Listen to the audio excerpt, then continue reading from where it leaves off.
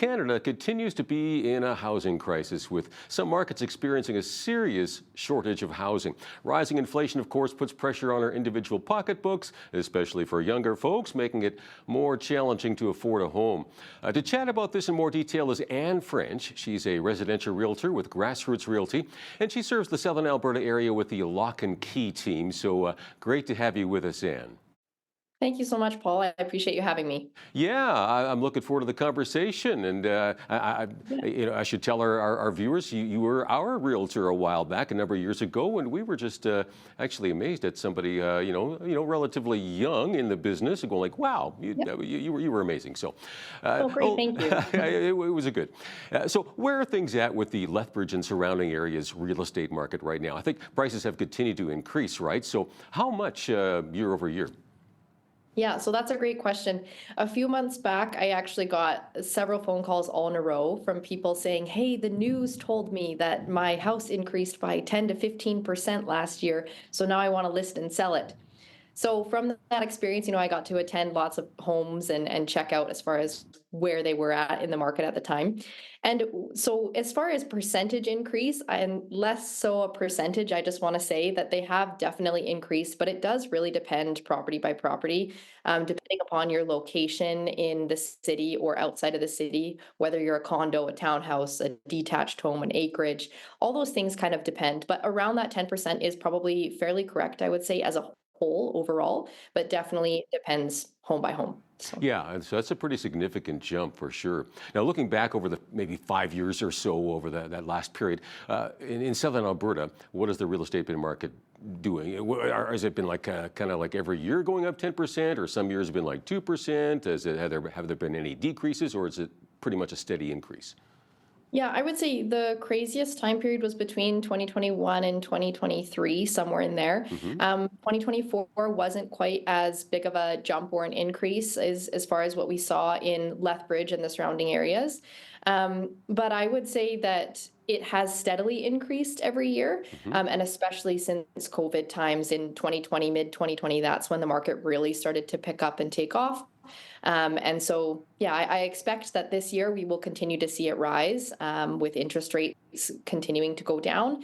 That's been very helpful to buyers in the market as well. So, Okay. Well, what is the average home price right now in Lethbridge, and where does that put Lethbridge, I guess, in comparison to other cities across the province? yeah, that's a great question. So we're around 400,000 right now for a single family detached home. Some months we find it's slightly over, and some months we find it's slightly under, but just around that 400,000. And as far as in comparison to other places in Alberta, if you look at Calgary, they're around 600,000. And so we are significantly lower and still one of the most affordable markets, not only across Canada, but of course in Alberta. Okay, so So. we can't complain about the prices going up.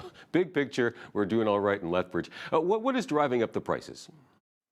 So the biggest thing, I spoke with an economist recently, as people were asking me this question as well, and basically she explained to me that Alberta has been the lead job creator across Canada over the last couple of years. We've created the most jobs by a significant proportion, and so people from other provinces are coming to Alberta for job opportunities, and therefore they need housing, and so that's what's kind of driving up the prices. And because of the more expensive cost of housing in places like Calgary or Edmonton, people are coming to Southern Alberta, and therefore they're finding homes here, and it's driving up our prices here as well. I mean, I'm understanding that even townhouses, condos, things like that have increased in price as well. And is that simply, again, because of just the crowded, there's just a lack of supply? I think so, but I also think it has to do a lot with the demographic of people that are moving here. They're coming from bigger cities like Toronto or places in BC. And so they're used to a condo or townhouse style of housing. They're young business professionals, or maybe they're even retired people who are wanting to get into more affordable market as they head towards a fixed income. And so we're seeing that they're choosing that type of housing specifically in Lethbridge. So when I first started in real estate, condos were incredibly difficult to sell, actually. And, over the last couple of years, you put a condo on the market and it sells very quickly, generally speaking. So. Okay, that's interesting. Well, I'm curious, is the threat of U.S. tariffs impacting the real estate market at all? I mean, are people kind of holding off because it's, uncertain? Yeah, I would actually say it's been the opposite. So the US tariffs, with the tariffs coming in maybe on, steel, aluminum, things like lumber, what we're seeing people is holding off on building because the building costs look like they might have to go up. And so that's been a more concern to buyers. So instead, they've been turning to the used housing market, which has actually, of course, increased that used housing market, and made it just more so that people want to go towards buying quickly before tariffs come in or are established, versus holding off. Okay, that's fascinating. Well, what's the biggest complaint you hear from people hunting for a house when it comes to things that are, making it a challenge for them to actually buy one? Right. I would say the biggest would be inventory. There's nothing on the market right now. It's Okay. significantly depleted, in all areas and in all towns in southern Alberta. And so when you're used to seeing, for an example, in Raymond, about 20 houses on the market at a time, we're at about 7 right now. So we're Mm. at such a low inventory across the board that people just can't find what they're looking for. And when they do, they go into multiple offers. And that unfortunately is a large complaint that I hear, is that, hey, I don't want to be in competing offers because it's driving up the price and it's making me more difficult to purchase. But unfortunately, that is a fact of the current housing market. Seller's market then at this point, right? So, That's right. Yeah, okay. absolutely. Are you Yeah. seeing more people looking at maybe moving to, you mentioned Raymond, to smaller bedroom communities like, McGrath, maybe Coaldale, Tabor, that sort of thing, and hopefully finding lower priced homes? And I think they still are lower priced, right? And probably some lower property taxes. That's correct. Yeah, I would say overall, they're lower priced, but yeah, places like Raymond, McGrath, Cardston, Fort Macleod, Coaldale, Tabor, those are the types of areas that we're seeing really boom right now.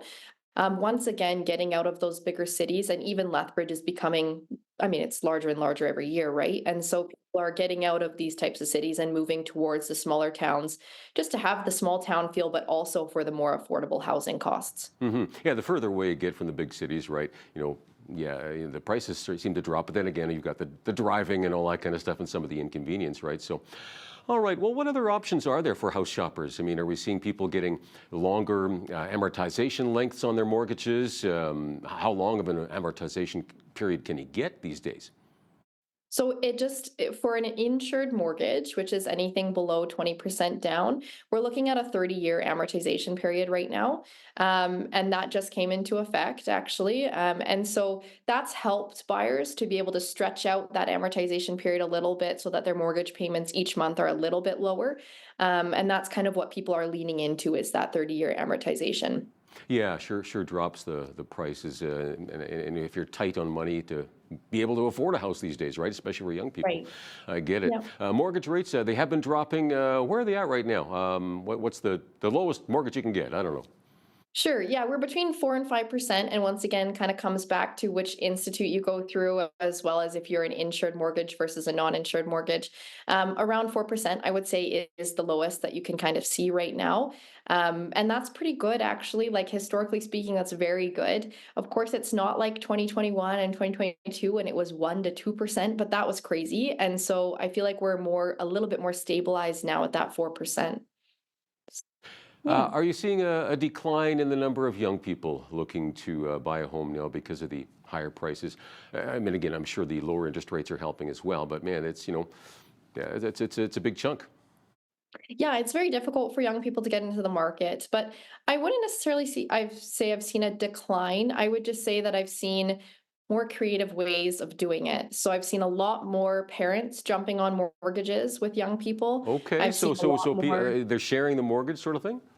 Yeah, so basically they go on title with their kids, and they're called, what's a co-signer, Mhm. and basically they co-sign for the mortgage loan in order to get their kids in a house, or they purchase it for their kids and then help them get in, and then eventually gift that home in some way to their kids. That's a couple of options, or they provide a gift letter for the down payment, to those Mm. young people so that they can help get in a home quicker. Right, gotcha. There's a few different options. Yeah, Yeah. yeah. I mean, I do hear some of the more interesting ones. Sometimes you get, friends, right? Or maybe it's your cousin or something like that, and you get like 3 or 4 people together to, buy a house together, and that makes it so much more affordable. But of course, makes it a bit of a challenge when one person says, "Okay, I want to sell my portion and move to a different country or something or whatever," and that can be a bit of a juggle, right? Yeah, a little bit tricky. I don't see that too often, sometimes for sure. But generally, like if you're buying a house together, you're kind of all on the same schedule where it's like you're going to school or you're all young professionals or whatever. And I find that it makes it a little bit easier for people to make those types of decisions. For So. sure. Any advice you have for a young couple, trying to get things together to buy their first home? What do they need to do to get things in place financially? Yeah, so I think the three biggest things are credit score, your debt ratio, and then of course saving for your down payment. But the debt ratio, I think, is the most difficult people thing for people right now. Lots of what I'm seeing is people buying, for example, cars on, and they take out these huge loans on cars, Hmm. and then their monthly payments on those cars are so extreme that it does actually make them difficult for them to qualify for an Yeah. actual house. So my advice would be if you're planning on purchasing a house or wanting to purchase a house, maybe take a look at some of the other loans and things that you have going on in your life and try and pay those down as quickly as possible or not get into them in the first place so that you can prioritize purchasing that home. And of course, making sure that you're paying everything that you do have on loan, that will help your credit score every month as you continue to make those payments. So. Yeah, I hear the stories from my parents, and that goes back quite a ways. But they were tough times back then as well, and they simply, if they didn't have a couch, they might just sit on a box until they could actually afford to buy the couch, and typically a used couch, or a hand-me-down or something like that. And they made their way up that way and bought houses, and things seem to work out okay. It's all right. So, what about purchasing a house that you can rent to somebody else to help with a mortgage? How does that work with mortgage lenders? Does that make it easier or maybe even more difficult to qualify for a mortgage? So that's a really big thing in Southern Alberta because, of course, in Lethbridge, you have the college and the university. And so lots of people are looking to purchase homes where they can rent out either suites or room by room in order to help offset those mortgage costs. Now, the only way you can actually use that type of income, though, towards your mortgage is if you have a legally suited property or if you are renting the entire home.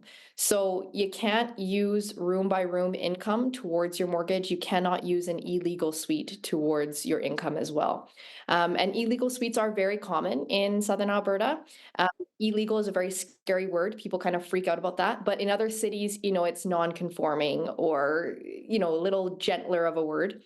But basically, it just means it's not permitted, whether that be the kitchen or the electrical or whatever for that basement suite, and it's not registered at a city level. But like I say, it is very common. Probably 80 to Hmm. 85% of But that's Lethbridge good to are. know going Yeah. into a mortgage that what you have to do to qualify for that. Okay. Now, are there certain areas here in Southern Alberta that are more, trending to be popular for buyers than others? Yeah, I would say, I mean, Lethbridge, the city of Lethbridge, of course, is extremely popular for people. And then Raymond and McGrath and Tabor are booming, like Okay. significantly, we're seeing. Fort McLeod as well, and Coaldale. I mean, all those types of places, like within that 30 minutes from Lethbridge, I feel like every community is really thriving at this point. That's So. that's fascinating. Okay. Any particular areas within Lethbridge that are kind of more popular than others? I mean, of course, you see that it's expanding, in different areas, right? In the north side, it's expanding. It's expanding on the east side now as well, and of course on the west, and the south is maybe more established sort of thing, and maybe a bit more pricey. But yeah, so what's kind of the favorite area in Lethbridge? I think West Side seems to be quite preferable for a lot of people because it is a little bit more affordable than the South Side. Um, but it's a little bit more, convenient as far as amenities than the North Side. That's kind of what I'm hearing from people is their preference there. When I sell homes, I typically do sell in the South or the West. The North Side, of course, I do sell properties on the North Side, just not quite as much, but I mean, there's tons of properties on the north side, so of course people are buying and selling over there as well. So every area of town has its own pros and cons, I would say. Hmm. And what would be the kind of, I guess, the price range of a home? I mean, obviously, $1 million house, you're not going to sell as many of those. So, what kind of price range would be the one to sell the quickest? I guess is it something like 300,000 price range. It's below the average, or is it just right around that average price? Yeah, it would be anywhere from 3 to 400,000, I would say would be the most popular quick moving type home right now. Yeah. Do you have any fearless predictions where we're headed here in Southern Alberta with our real estate market over this next year? I mean, that's obviously you don't have a crystal ball to look into, but any thoughts? I mean, at this point, it's looking favorable. Yeah, that's what I was going to say, Paul. I wish I had a crystal ball and could tell you. I did speak with a mortgage broker the other day, and he just explained how he does predict and is thinking that interest rates will go down one more time. So I do believe over the course of 2025, we're really going to see the market continue to take off, and that this spring and summer are going to be incredibly busy. I've had one of the busiest winters I've ever had this past winter. So I do believe that it is going to be a very busy time in the market, and that you're going to see a lot of buying and selling and a lot of moving people. So Okay. yeah. Well, thanks so much for your time. Really appreciate you being with us here today, Anne. You bet. Thank you so much for having me. I appreciate it. Yeah, great conversation. Anne French, a residential realtor with Grassroots Realty, serving the Southern Alberta area here with the Lock and Key team. Their website, lockandkeyrealty.ca.